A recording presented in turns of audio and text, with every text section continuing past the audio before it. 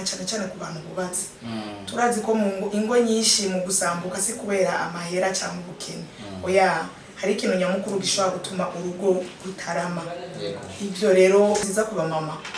Aba mama turagirana twe ibibazo twisangije tudasangiye n'abagabo. Ego bya bivyimba kwa kuteba gusama ivyo byose birashobora gutuma mu rugo hahungabana, kwa kuja mu mihango bikaba bimubabaza cyane.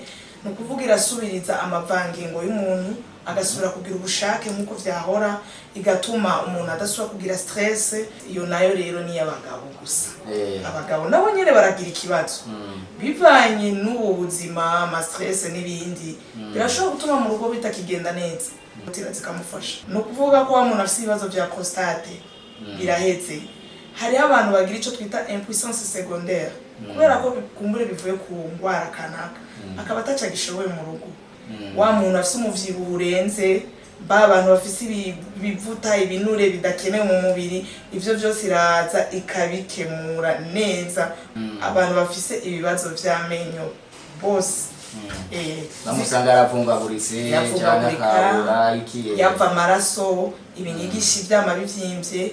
Hari ukoresha ku murango niyo ukoresha mu ijoro.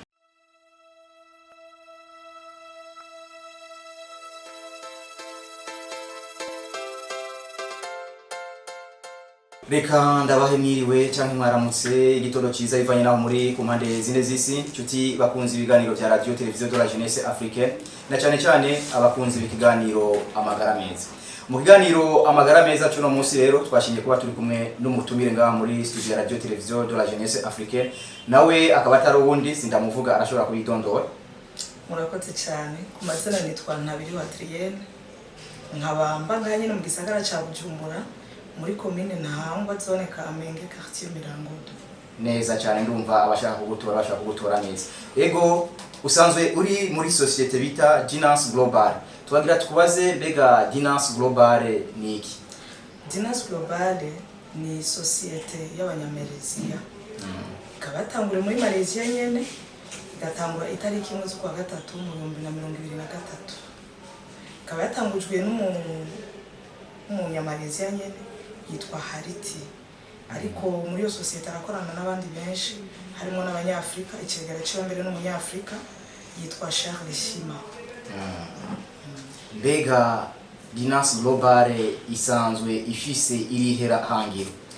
Ifise amahangiro abiri.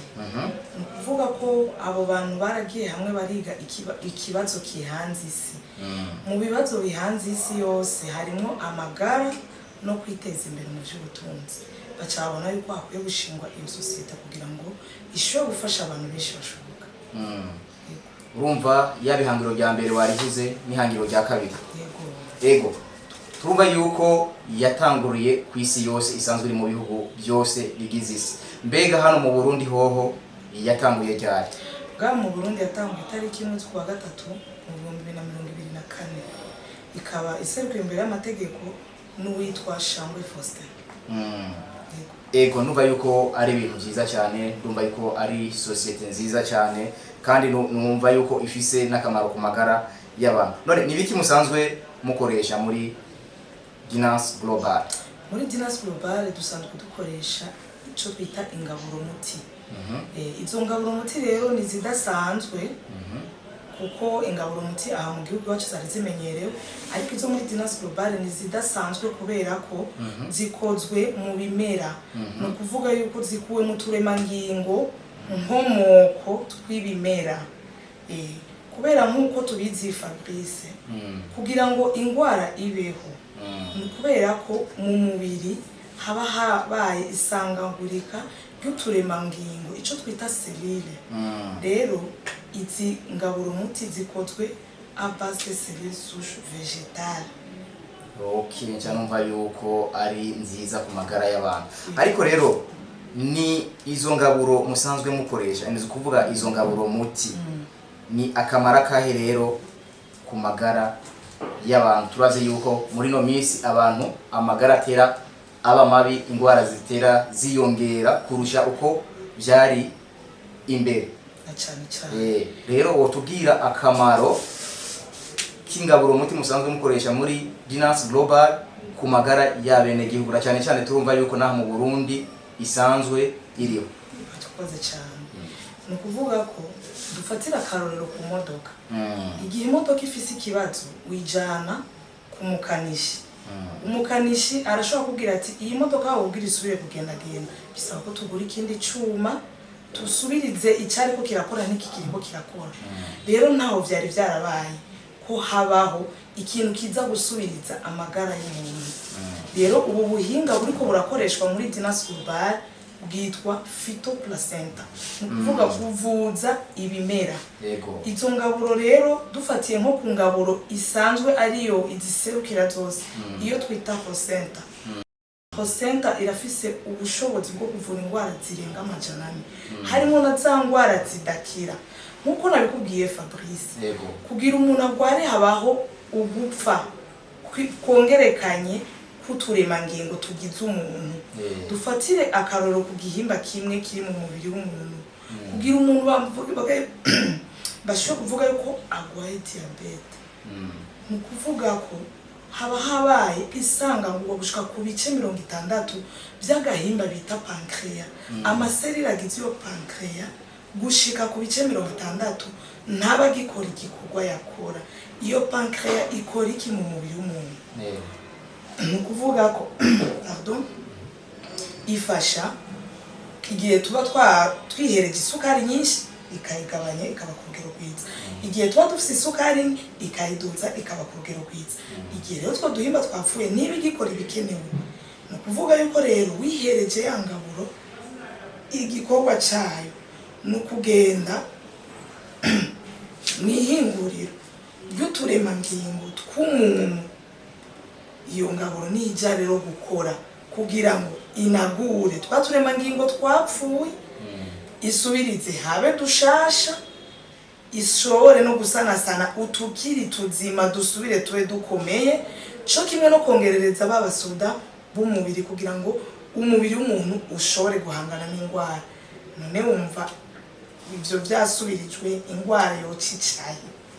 Bica byumvikana yuko indwara itaronka ahica kuko n'abasirikare b'umubiri cyangwa yuko baca bagira ingufu nyinshi mu mubiri w'umuntu. Neza cyane. Yego, none kuba ukorana n'iyo Dinas Global hamwe n'izo ngaburo isanzwe ikoresha, twovuga izo ngaburo muti nakamara kahe bikugirira we? Gukorana n'iyi societe yacu birakugirira akamaro. Ni ukuvuga ko ubwa mbere uronka amagara meza mu kwihereza izo ngaburo. Sinashoboye kuzidondagura zose mugabo gushika ino saa dufise ngaburo 8. Hari iyo twita placenta, iyo navuze yuko ihurira ku ndwara zirenga 100. Hari iyo twita ice guard, iyo nayo ifise ikozwe mu turemangingo tw'ibiterwa dutatu kugira ngo ize gufasha wa mubiri kugira abasoda bakwiye maze umubiri wigwanire indwara zose zo gutera. Hari indi twita ice brew, iyo nayo ikaba ari cafe, ni cafe nziza cyane na cyane cyane ku bantu bubatse. Turazi ko mu ingo nyinshi mu gusambuka si kubera amahera cyangwa ubukene. Oya, hari ikintu nyamukuru gishobora gutuma urugo rutarama. Ibyo rero bamwe n'abandi barashobora guca babitaho icyo nshatse kuvuga. Iyo ice brew irazifasha, ni kawa mugabo ikuwemo caffeine. No kuvuga irasubiriza amavangingo y'umuntu agasubira kugira ubushake nkuko vyahora, igatuma umuntu adasubira kugira stress, igatuma umuntu ko muri kino gihe bivanye n'ubu buzima tubayemo biratuma twibagira cyane, igatuma rero umuntu asubira kwa mafisi ubwenge buri kugiye. Turafite ingaburo yitwa Lift Max, ni ingaburo nziza ku bamama.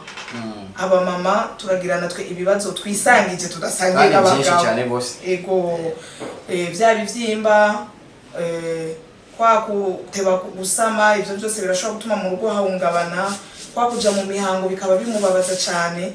Ivyo byose iyo ngaburo Lift Max iraza ikabikemura. Hari indi yitwa Triple Root, iyo nayo rero ni y'abagabo gusa. Abagabo nabo nyene baragira ikibazo bivanye n'ubu buzima, ama stress n'ibindi, birashobora gutuma mu rugo bitakigenda neza. Iyo Triple Root irazikamufasha. Umufasha gute rero? Nukuvuga ko azoba igikorwa ajejwe canke yiyemeje igihe avuga ati ndavyemeye, azokirangura neza.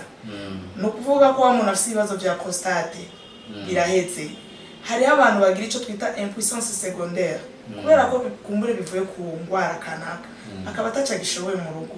Hariho abantu bafite icyo twita oligospermie bagira intanga nkeya cyangwa zitagira n'inguvu. Iyo triple route nico gikorwa ikora. Urumva icayongereza intanga. Ego ni ukuvuga ko ijejwe kuroraniriza baba papa bacu kugira ngo ibintu bisubiye kumera neza. Hamwe ashitse muhira madami avuga karibu, abana bakivuga ati papa araje nawe acasohoka akavuga karibu kuko abazi ico iyo triple route yamumariye. Turafise indi yitwa urbanisme. Nibaza yuko iyo terme turayimenyereye urbanisme twari tuyimenyereye iwacu twari gutunganya ibisagara, ni rero iza gutunganya igisagara c'umubiri. Wa muntu afise umuvyibuho urenze, abantu bafise ibivuta ibinure bidakenewe mu mubiri, ivyo byose iraza ikabikemura neza, umuntu agasigara ameze neza. Cyo kimwe na ya sukari guma ari murengera mu mubiri idakenewe irayikemura. Turafise indi yitwa collagene. Collagene nayo nyene ifata bose baba papa baba mama, ikaza gufasha ku ruhu, abantu bakunda kurwara indwara zo ku ruhu, amahere n'ibindi. Ikaza gufasha abantu bafite ikibazo cyo kuvungagura ku mushatsi ata mpamvu, ikaza gufasha na cyane amagufa. Abantu ba marti yo umugongo yo amakonyero yo simaguruka mwega, iyo collagene nico iba ije gukosora. Ingabura nyuma dufise duherutse kuronka ni iyo yo rero nagahibuza ni Colgate. Abantu bafise ibibazo vy'amenyo bose bamusanga yaravungaguritse cyane akabura ikiye yava amaraso ibinyigishi vyama bivyimbye. Izo Colgate rero ziba ari zibiri, hari iyo ukoresha ku murango niyo ukoresha mu ijoro. Nizo ngaburo dufise. Urumva rero yuko ako nakamaro kanini izi ngaburo za Dinas Global zifitiye abantu ku magara yabo. Yego tukiraho nuko rero mwabivuze uri kurakorana rero ni societe ucuheza kandi ukiteza imbere mu by'ubutunzi nkuko societe ivyifuza. Mu kwiteza imbere rero nuko kwa ubwa mbere na mbere utegezo kubiyagira abandi kuko kugira umunywanyi uba warihereje ingaburo, akamaro zakugiriye urakabwira abandi. Nka jewe ngaha tuvugana je nafise ikibazo ca nerf sciatique, nafashe Rosenta arankijije iyo nerf sciatique. Ubu mwaka urenga uraheze ubwo baba nafise nabwo nasuye kumva. Rero mu kuba ndabiyagira abandi biratuma nawe bazoza bagakira hanyuma n'umufuko gatubuka. Yego Fabrice ndashimye. Yego tukiraho rero hari nk'intahe z'abantu bashobora kuba barakijijwe n'izo ngaburo zo muri Dinas Global. Ego cyane barashobora gutapa kuri YouTube Daima Online TV haruzuye intahe z'abarundi bose bamaze gufashwa n'izi ngaburo za Dinas Global. Ego ndumva yuko ari ibintu byiza. None mukeneye iyo ngaburo yo yironka gute canke wewe agukeneye kugira ngo umufashe iyo kuronka gute? Ndashobora gutanga nimero yanje ya telefone. Amazina nabivuze ni Ntabiri Adrienne. Nimero yanje ya telefone ni 69 540 172 niyo iri no kuri WhatsApp. Yego wowe basubiriramo mu Kirundi no mu Gifaransa. 69 540 172 69 540 172. No kuvuga ugukeneye azogutora haba kuyisanzwe no kuri WhatsApp kugira ngo akeneye ubufasha kugira ngo afashwe hakiri kare. Murakoze cyane kandi n'amasaha yose iba yuguruye. Iba yuguruye amasaha 28 ku 28. Ndumva ko ari byiza cyane. Kumbure harashobora kuba bumvise iyi societe Global na Dinas Global, mbega nk'abashaka kuba bifuza gukorana n'iyo societe naho nyine byogenda gute? Naho nyene byo bavyiza bandondeye kuri uwo murongo wanje wa 69 540 172 canke 69 540 172 ubufasha bazoba baburonse. Ego ndumva yuko Dinas Global yaje ari nk'ubufasha kubagize isi yose harimo n'abarundi cyane. Ego Dinas Global yaje ari inyishu ibibazo by'ingwara dufise na cyane abari ko baradukurikira bumve neza yuko izi ngaburo kuri ba bantu bibwira ngo dufise ingwara zidakira no kuvuga kwa muganga barakubwiye ati iyo ngwara muzobana iraronse inyishu kuko twavuze ni pièce de rechange. Yego, reka tugushimire kuba wigoye ukatwitaba hano muri studio ya radio televiziyo de la jeunesse africaine kuko twumvise ko wavuye kure. Nanje ndabashimiye cyane. Kumbure nundi munsi twogukenera kumbure ngira ngo uzotwitaba hano muri studio. Nta kibazo ndahaje. Yego, reka ndabashimire mwe mwese mwashoboye kudukurikirana. Shimire wafashe amasanamu. Fabrice ndi mu rukundo nabashikirije kino kiganiro nkaba ndabaseze ndabifuriza kugira ibihe byiza.